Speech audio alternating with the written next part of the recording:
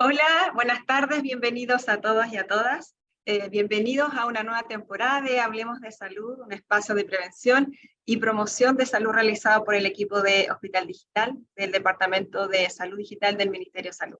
Mi nombre es Eva Guzmán y les cuento que como cada año, este 26 de marzo, se conmemora el Día Mundial de la Prevención del Cáncer de Cuello Uterino, con el objetivo de concientizar a la población sobre la importancia de la prevención de esta enfermedad mediante la vacunación, controles ginecológicos de manera periódica y la realización de tratamientos para evitar, ¿cierto?, estas y otras patologías. Para conversar sobre este tema, hoy día nos acompaña desde Arica la doctora María Jesús Acuña. Ella, además de ser médico cirujano de la Universidad de Santiago, es ginecóloga y subespecialista en ginecología oncológica de la Universidad de Chile. La doctora Acuña, además, ¿cierto?, trabaja en el Hospital Juan Noé de Arica, en la Clínica San José de Arica, y es docente en la Facultad de Medicina de la Universidad de Tarapacá y miembro de la Sociedad Chilena de Ginecología y Obstetricia. Doctora Acuña, bienvenida, buenas tardes, gracias Hola, por acompañarnos hoy día para conversar sobre este gracias por esperarme. Gracias. Sí, aquí estamos desde el Centro Médico de la Universidad de Tarapacá. Así que... donde- Perfecto, doctora, ¿me escucha bien? Yo la escucho bien. Sí, perfecto, ya, estamos listas entonces. Ok, antes de comenzar, les recuerdo a quienes se han conectado que el chat estará disponible para que nos envíen sus preguntas y comentarios, los cuales serán respondidos por la doctora una vez finalizada, ¿cierto?, esta conversación. Doctora, para entrar de lleno en el tema que nos convoca hoy día y para contextualizar, ¿cierto?, esta conversación, lo primero es preguntarle ¿qué es el cáncer cervicuterino? Claro, el cáncer cervicuterino en el fondo es un tumor maligno del cuello del útero y que se origina por la infección por el virus del papiloma humano. Entonces, no es un cáncer como algunos otros cánceres que tenemos en ginecología que pueden tener un componente hereditario y que los pacientes tienen mayor factor de riesgo cuando tienen una madre o una hermana afectada por cáncer. En el cáncer cervicuterino, en el fondo, es el resultado de una infección por este virus del papiloma humano.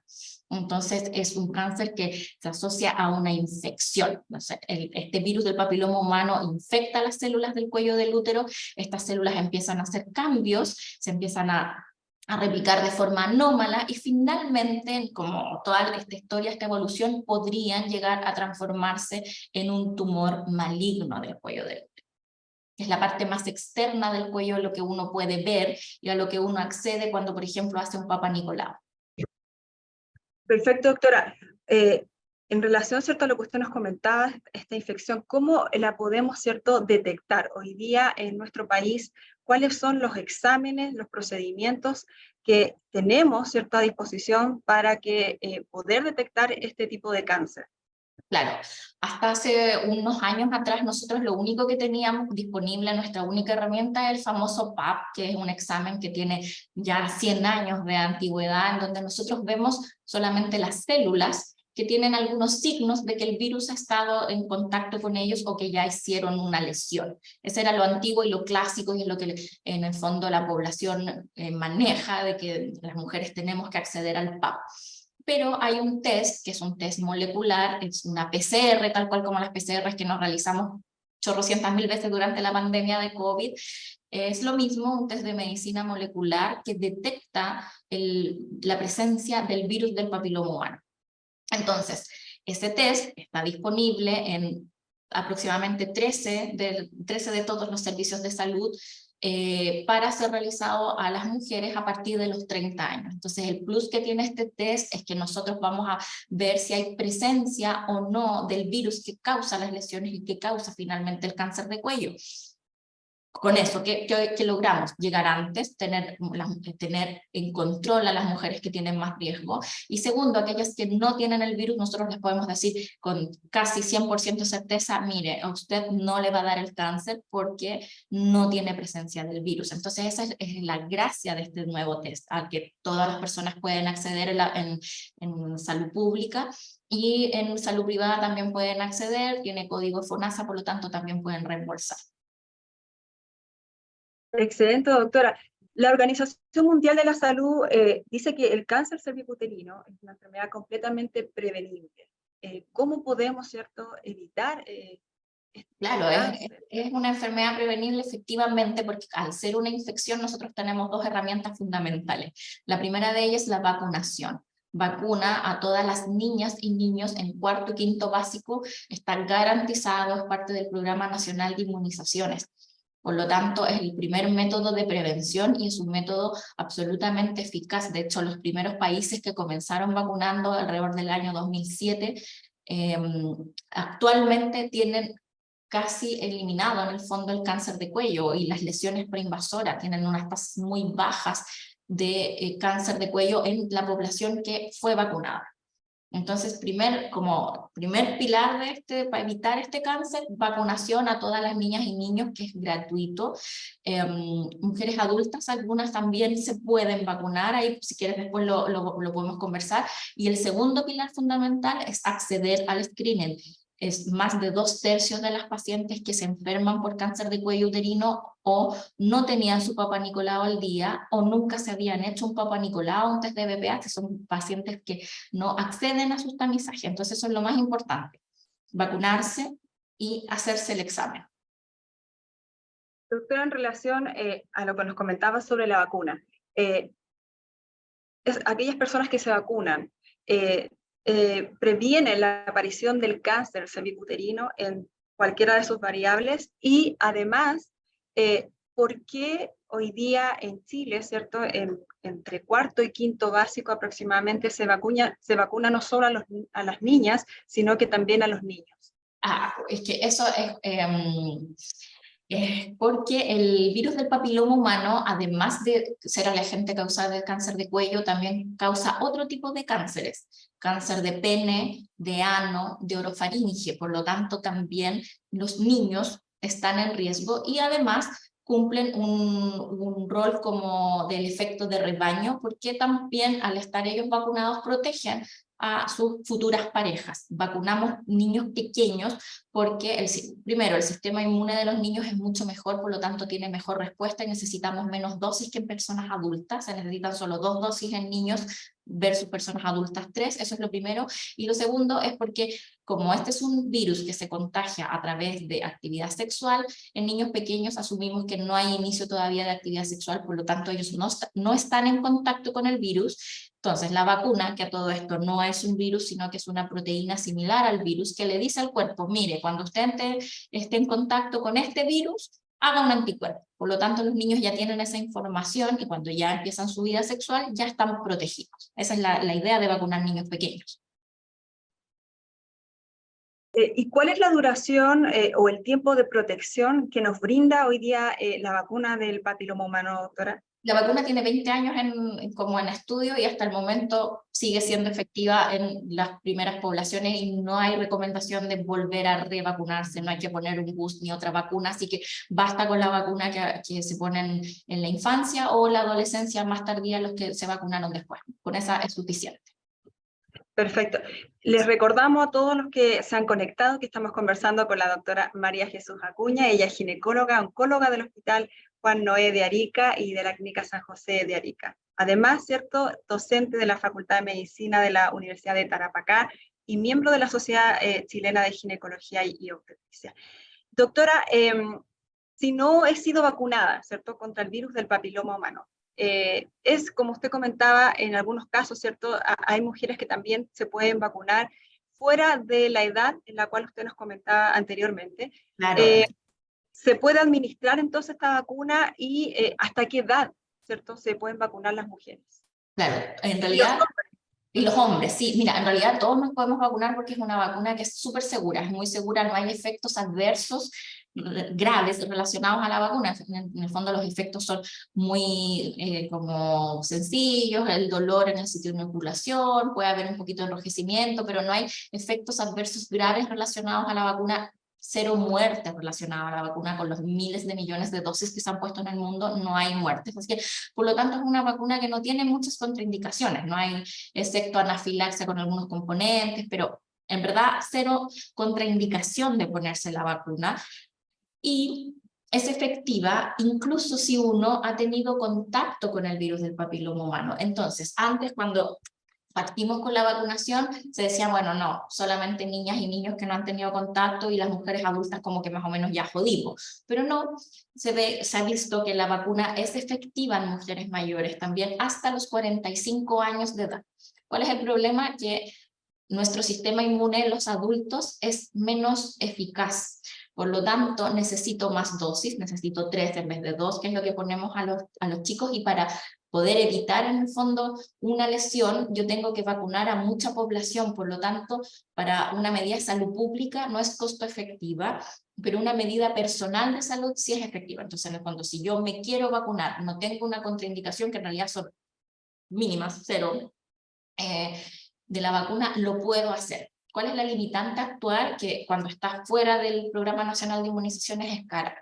Las dosis son caras, estamos hablando de 150.000 pesos aproximados por dosis y son 3 para nosotros los adultos. Entonces es una inversión en salud cara, que ahora, en mi opinión súper personal, vale la pena totalmente ponérsela porque estamos evitando más de un cáncer. Entonces vale la pena, y hay muchas cosas que uno gasta en, no sé, un teléfono celular de última generación, un smartphone es mucho más caro que una vacuna que previene el cáncer. Entonces las mujeres sí se lo pueden poner hasta los 45 años, aprobado por la FDA y nuestro ISP chileno, y los hombres hasta los 26.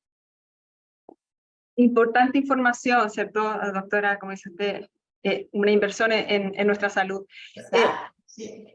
Doctora, y en este mismo contexto, ¿existe efectividad de la vacuna si la persona ya se encuentra en un proceso de diagnóstico o tratamiento actual, o que ya haya sido, ¿cierto?, tratada por algún tipo de lesión preinvasoras de cáncer cervicuterino? Claro, sí, mira, no es efectiva como tratamiento, no le va a servir a la persona si en este momento, por ejemplo, tiene una lesión preinvasora, no va a tratar esa lesión, pero sí va a prevenir la recurrencia, la reinfección posterior. Por lo tanto, en pacientes que, por ejemplo, son tratadas por un IE3, son conizadas, en ellas se recomienda que si están en la edad de vacunación, menos de 45 años, se recomienda que se vacunen porque disminuyen más o menos a la mitad la probabilidad de tener una lesión nuevamente porque previenen las reinfecciones.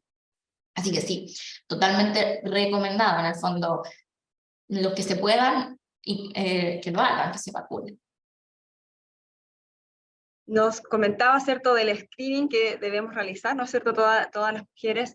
En este contexto, si ya me he vacunado, ¿debo hacerme de igual forma el Papa Nicolau o, ¿cierto?, el test de BPH?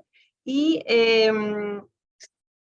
para aquellas mujeres, ¿cierto?, que no han tenido actividad o han iniciado, ¿cierto?, actividad sexual y solo han tenido una pareja sexual en la vida, ¿debe realizarse estos exámenes igualmente?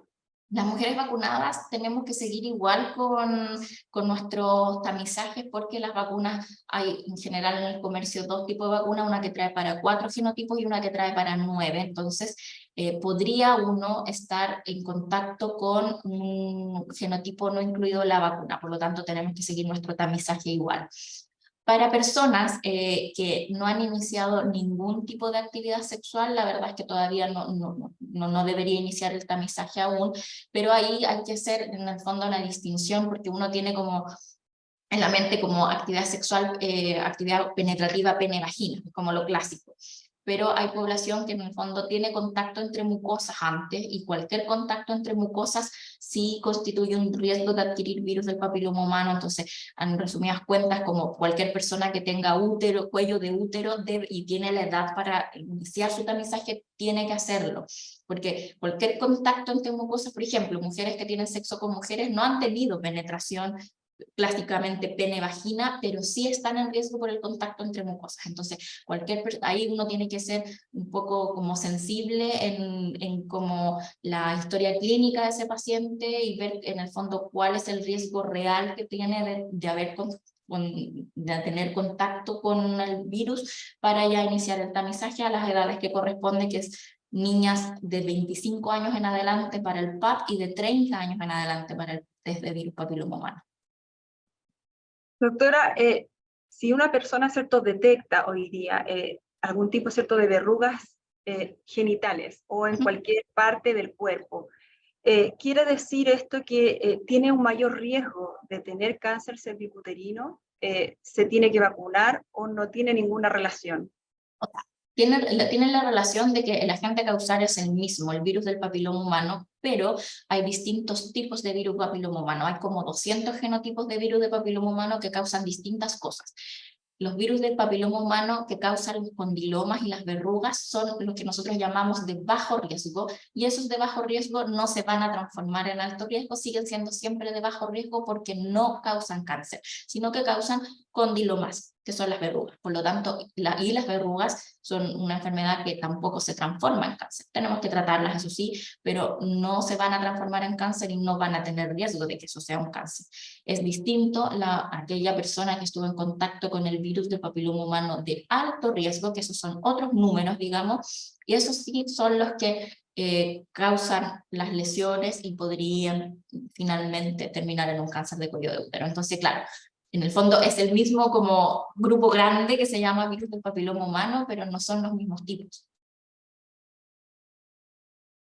Doctora, nos comentaba, ¿cierto?, usted acerca del examen, ¿cierto?, para detectar el cáncer cervicuterino. En relación al tratamiento que hoy día tenemos en nuestro país y al cual pueden acceder hoy día, ¿cierto?, las mujeres, tanto en el sistema público como privado, una vez ya detectado y diagnosticado el cáncer cervicuterino, ¿en qué consiste de forma general hoy día el tratamiento?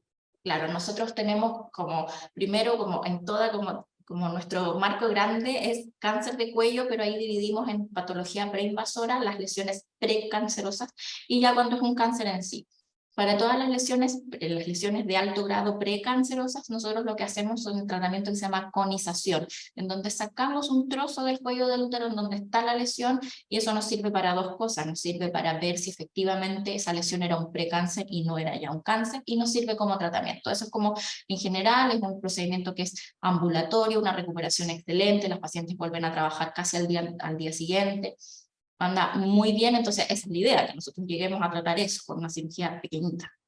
Y cuando ya tenemos en el lado de invasor, va a depender en el fondo de la etapa, y la etapa va a depender del tamaño del tumor y si hay otros órganos implicados. Las etapas precoces se tratan con cirugía, que son las cirugías que se llaman histerectomía radical, y las etapas más avanzadas se tratan con radioterapia y quimioterapia. En nuestro país tenemos la suerte, el privilegio, somos un país privilegiado que contamos con todo tipo de terapia. Tenemos en casi todas las regiones acceso a cirugía, o sea, todas las regiones acceso a cirugía, en las zonas divididas por macrozona, acceso a la radioterapia y a la quimioterapia. Por lo tanto, nuestras mujeres acceden a la terapia que es estándar, el estándar internacional, y que no es lo mismo que podemos decir de otros lugares. Yo que vivo acá muy cercano a la frontera, las pacientes no tienen como el mismo acceso que tenemos acá en nuestro país. Así que sí, tenemos tratamiento disponible para todas las pacientes, además que es una garantía de salud.